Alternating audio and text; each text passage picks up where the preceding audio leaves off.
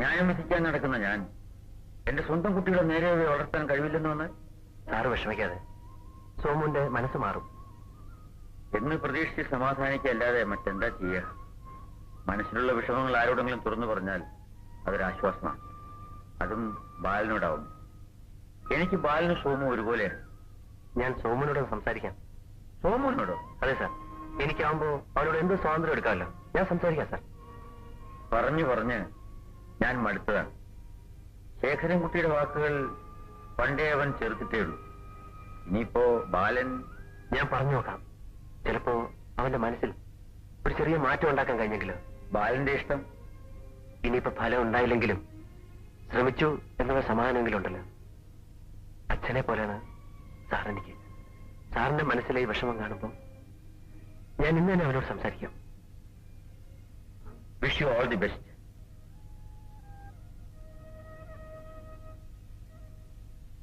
നീ വളച്ചു കെട്ടി ഗീർവാണം അടിക്കാൻ നിൽക്കേണ്ട കാര്യം എന്താണെന്ന് വെച്ചാൽ പറ ബാല.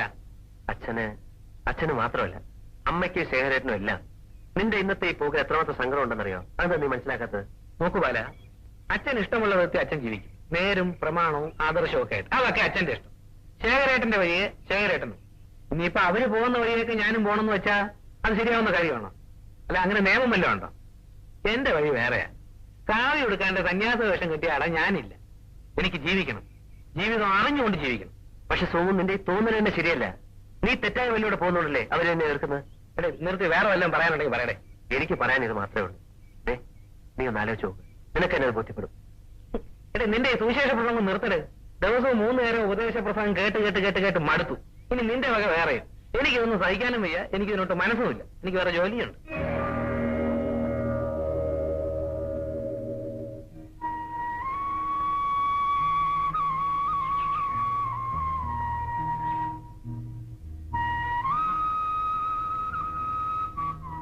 കൗൺസിലർ ശിവദാസ് സാർ വന്നിരുന്നു. ബാബുവിന്റെ അച്ഛനെ കണ്ടത്രേ. നമ്മൾ പിന്നിൽ നിന്ന് ഈ കല്യാണം നടത്തിക്കൊടുത്തു. അതിന് പക വിട്ടിട്ടേ ബാക്കി കാര്യമുള്ളൂന്ന് വാശിയില്ല. എനിക്ക് കേട്ടിട്ട് പേടി തോന്നുന്നുണ്ടാവും. എന്നോട് എന്ത് പക വിട്ടാൻ? കൂടിപ്പോയാൽ മുകളിൽ ആവശ്യമില്ലാത്ത സ്വാധീനം ചെലുത്തും. മാക്സിമം ഒരു ട്രാൻസ്ഫർ ചെയ്യിച്ചോട്ടെ. എവിടെ പോയാലും ഡിസ്ട്രിക്ട് ഹെഡ്ക്വാർട്ടേഴ്സ് ആയിരിക്കും. ഇതുപോലൊരു വീടും ചുറ്റുപാടുകളും ഉണ്ടാവും. പിന്നെന്താ? എന്നാലും ഒരെന്നാലും ഇല്ല. സ്വന്തം മനസാക്ഷിയുടെ മുമ്പിൽ തെറ്റിയാത്തിടത്തോളം കാലം ആർക്കും ആരെയും ഒന്നും ചെയ്യാൻ പറ്റില്ല. എവിടെയെങ്കിലും ഒരു നിഴൽ അനങ്ങുന്നതുണ്ട്. പേടിക്കല്ല വേണ്ടത്.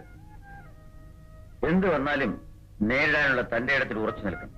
എങ്കിലല്ലേ എനിക്കൊരു ബലമാകൂ. അച്ഛാ, ഒരു കാര്യം പറയാനുണ്ട്. എന്താ ബാബു? എനിക്ക് ജോലി കിട്ടി. കൺഗ്രാജുലേഷൻ. എവിടെ?